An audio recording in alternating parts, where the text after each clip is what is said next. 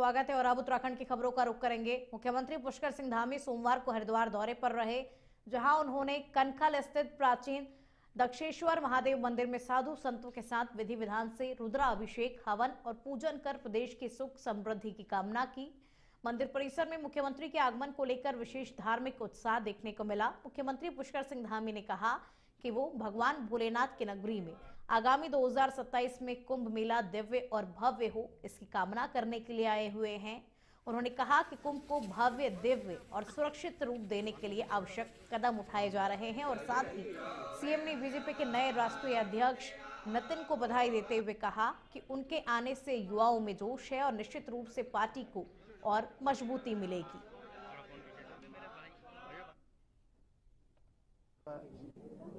तो ऐसी मन में अभिलाषा रहती है, प्रार्थना रहती है कि महादेव का आशीर्वाद मिलेगा। महादेव का आशीर्वाद ये लिया है कि सारे काम सारे प्रदेश के अंदर बिना विघ्न बाधा के संपन्न हो। आने वाले समय में हमारा कुंभ मेला हो रहा है। कुंभ मेला की भी सारी तैयारियां निर्विघ्न रूप से पूरी हों। सभी पूज्य साधु संतों का भी, पूज्य महात्माओं का भी आशीर्वाद लिया है हम सब मिलकर। हमारे यहाँ भारतीय वैदिक परंपरा के अनुसार सूर्य जब धनु राशि में आता तो खरमास लगता है, जिसमें सारे शुभ कार्य प्रतिबंधित हो जाते हैं। तो कल चूंकि 16 तारीख को सूर्य जो है धनु राशि में आ रहे हैं और आज सफला एकादशी का पवित्र दिन है, भगवान शिव का सोमवार का दिन था, इसलिए माननीय मुख्यमंत्री जी की ये इच्छा थी कि महीना समाप्त होने से पहले भगवान शिव का अभिषेक हो और हवन हो और साथ ही अखाड़ा के जो हमारे सभी संप्रदायों के जो अखाड़ा परिषद के संत हैं सबका आशीर्वाद मुझे प्राप्त मिले। इसलिए मुख्यमंत्री पुष्कर सिंह धामी ने सरदार वल्लभ भाई पटेल को श्रद्धांजलि दी। सीएम ने अपने आवास में सरदार वल्लभ भाई पटेल के चित्र पर पुष्पांजलि अर्पित कर भावपूर्ण श्रद्धांजलि दी। मुख्यमंत्री ने कहा कि सरदार वल्लभ भाई पटेल ने अपने दूरदर्शी नेतृत्व, राष्ट्रनिष्ठ सोच और अदम्य साहस के बल पर देश की अनेक रियासतों का एकीकरण कर अखंड एवं सशक्त भारत की नींव रखी और राष्ट्रहित के प्रति उनका अटल संकल्प, अनुशासन और कर्तव्य निष्ठा हम सभी के लिए प्रेरणा स्रोत है। उन्होंने कहा कि देश की एकता, अखंडता और समरसता के लिए सरदार पटेल का योगदान सदैव अविस्मरणीय रहेगा। बाबरी मस्जिद विध्वंस की वर्षगांठ के अवसर पर डोईवाला में ऋषिकेश घाट तक बजरंग दल और विश्व हिंदू परिषद द्वारा शौर्य जागरण यात्रा का आयोजन किया गया।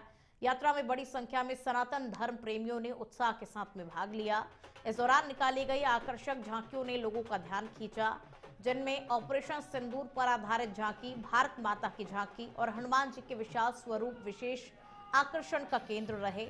बजरंग दल के प्रांतीय अध्यक्ष ने कहा कि यह अवसर सनातनियों के लिए शुभ है और संगठन शौर्य, शक्ति, सेवा, सुरक्षा और संस्कार के मूल मंत्र के साथ ये यात्रा निकाली जा रही है। उन्होंने बताया कि उत्तराखंड में फैल रहे विभिन्न प्रकार के जिहाद के खिलाफ सनातनी समाज एकजुट होकर अपने शौर्य और पराक्रम का प्रदर्शन करने के लिए हर वर्ष ये यात्रा निकालता है। और हर वर्ष 1964 में विश्व हिंदू परिषद की स्थापना हुई और 1984 में बजरंग दल की स्थापना हुई। और शौर्य दिवस इसलिए मनाया जाता है इसमें क्योंकि जिस दिन बाबरी मस्जिद का ढांचा गिरा था उस दिन गीता जयंती थी।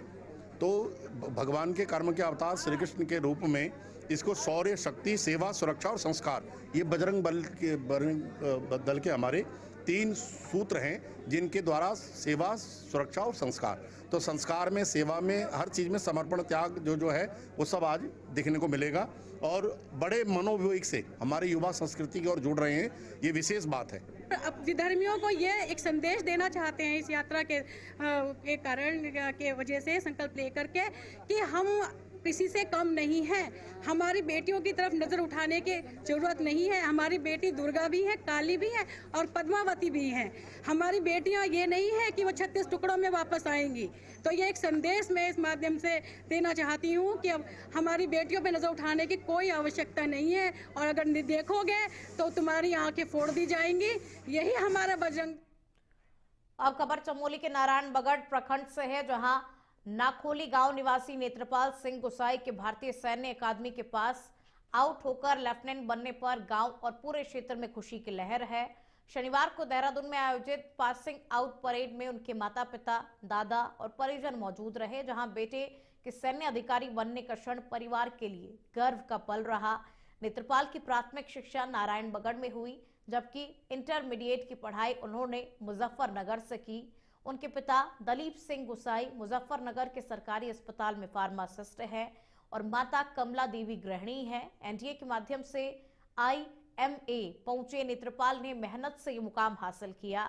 दादा हयात सिंह गुसाई और सेना से सेवानिवृत्त चाचा सुरेंद्र सिंह गुसाई ने खुशी जताते हुए बताया कि नेत्रपाल बचपन से ही सेना में अफसर बनने का सपना देखते थे। गांव और क्षेत्र के लोगों ने लेफ्टिनेंट बनने पर परिजनों को बधाई दी और कहा कि नेत्रपाल ने पूरे जनपद का नाम रोशन कर दिया है। अब खबर देहरादून से है, जहां भाजपा प्रदेश प्रवक्ता हनी पाठक ने कांग्रेस पर तीखा हमला बोलते हुए उनके इतिहास को दागदार करार दिया है। उन्होंने कहा कि कांग्रेस को अपने अतीत पर नजर डालने की जरूरत है, क्योंकि कांग्रेस के काले इतिहास से आज भी बदबू आती है। हनी पाठक ने कहा कि कांग्रेस शासनकाल में देश पर इमरजेंसी थोपकर लोकतंत्र को कमजोर और देश को अस्थिर करने का काम किया गया था, जिसे जनता आज तक नहीं भूल पाई है। पाठक ने कांग्रेस से सवाल करते हुए कहा कि आखिर कांग्रेस को भारत जोड़ो यात्रा निकालने की जरूरत क्यों पड़ी। उन्होंने पूछा कि कांग्रेस ये स्पष्ट करे कि भारत कब टूटा था। इसके साथ ही हनी पाठक ने दिल्ली में कांग्रेस द्वारा आयोजित हालिया रैली को पूरी तरीके से फ्लॉप बताते हुए कहा कि जनता अब कांग्रेस की सच्चाई समझ चुकी है। तो जब जब इस तरीके का ये कर रहे हैं शोर शराबा, तब तब इन्हें मुंह की खानी पड़ रही है और इस बार भी इनको निश्चित तौर पर फिर जनता एक बार सबक सिखाएगी और इन्हें फिर से ये बताएगी कि कौन वोट चोर है, कौन क्या है। शायद ये अपना इतिहास भूल चुके हैं कि रायबरेली में क्या हुआ था और किस प्रकार से इमरजेंसी लगाई गई थी सत्ता में बने रहने के लिए। लाखों लोगों पर लाठी चार्ज कर दिया था, लाखों लोगों की हत्या करी थी। तो ये सभी चीजों को इनको एक बार देखना चाहिए अपने इतिहास में से। मैं समझ सकती हूँ कि बदबू बहुत आती होगी इनके काले इतिहास से, लेकिन एक बार इनको झांकना चाहिए, उसके बाद इस तरीके के प्रोपेगेंडा।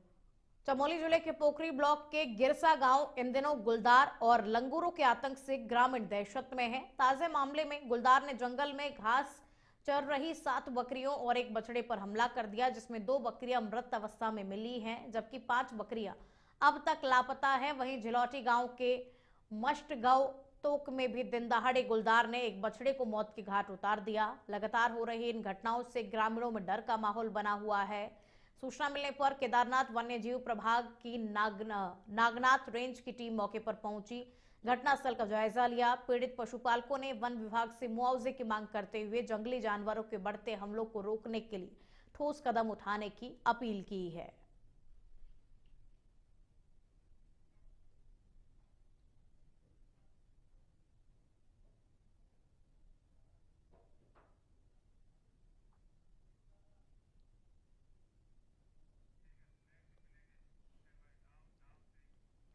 उत्तराखंड में ठंड का असर लगातार बढ़ता जा रहा है और भारत मौसम विज्ञान विभाग ने चेतावनी दे दी है कि इस बार सर्दी लंबे समय तक बनी रह सकती है।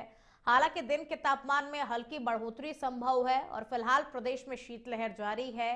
दिन में मौसम सामान्य रहता है, लेकिन सुबह शाम और रात में कड़ाके की ठंड पड़ रही है और इसको देखते हुए आपदा प्रबंधन सचिव विनोद कुमार सुमन ने बताया कि सभी जनपदों के साथ बैठक कर शीतलहर से निपटने के लिए विस्तृत दिशा निर्देश जारी कर दिए गए हैं, जिन्हें लिखित रूप में भी भेजा गया। उन्होंने बताया कि 27 दिसंबर को विशेष वर्कशॉप आयोजित की जाएगी, जिसमें जनपदों के अधिकारी और विभिन्न विभागों के प्रतिनिधि शामिल होंगे। बर्फबारी संभावित क्षेत्रों में उपकरण, मशीनरी, मैन पावर और लेबर की व्यवस्था सुनिश्चित करने के भी निर्देश दे दिए गए। वहीं पाले वाले इलाकों में चेतावनी साइन बोर्ड लगाने और अधिक पाले वाले स्थानों पर चूना व नमक का छिड़काव कर सड़क हादसों से बचाव के इंतजाम किए जा रहे हैं। पड़ रही है और IMD ने ये बताया है कि इस बार सर्दी लंबे समय तक रहेगी, स्पान थोड़ा सा बढ़ जाएगा उसका, और शीतलहर आप देख रहे हैं लगातार चल रही है। हालांकि दिन में टेम्परेचर काफ़ी ठीक ठाक है, दिन में ठंडी नहीं है, लेकिन सुबह शाम और रात में काफ़ी ठंड पड़ रही है। इसके लिए हम लोगों ने बैठक की है जनपदों के साथ में, तैयारी के लिए निर्देश दिए हैं, लिखित में भी निर्देश दिए गए हैं। इसके अलावा चमोली जिले के पोखरी ब्लॉक के गिरसा गांव में इन दिनों गुलदार और लंगूरों के आतंक से ग्रामीण दहशत में हैं। ताजे मामले में गुलदार ने जंगल में घास चर रही 7 बकरियों और एक बछड़े पर हमला कर दिया, जिसमें 2 बकरियां मृत अवस्था में पाई गई, जबकि 5 बकरियां अभी तक लापता है। वहीं झिलौटी गांव के मष्टगांव तोक में भी दिन दहाड़े गुलदार ने एक बछड़े को मौत के घाट उतार दिया। लगातार हो रही इन घटनाओं से ग्रामीणों में डर का माहौल है। सूचना मिलने पर केदारनाथ वन्यजीव प्रभाग की नागनाथ रेंज की टीम मौके पर पहुंची और घटनास्थल का जायजा लिया। पीड़ित पशुपालकों ने वन विभाग से मुआवजे की मांग करते हुए जंगली जानवरों के बढ़ते हमलों को रोकने के लिए ठोस कदम उठाने की अपील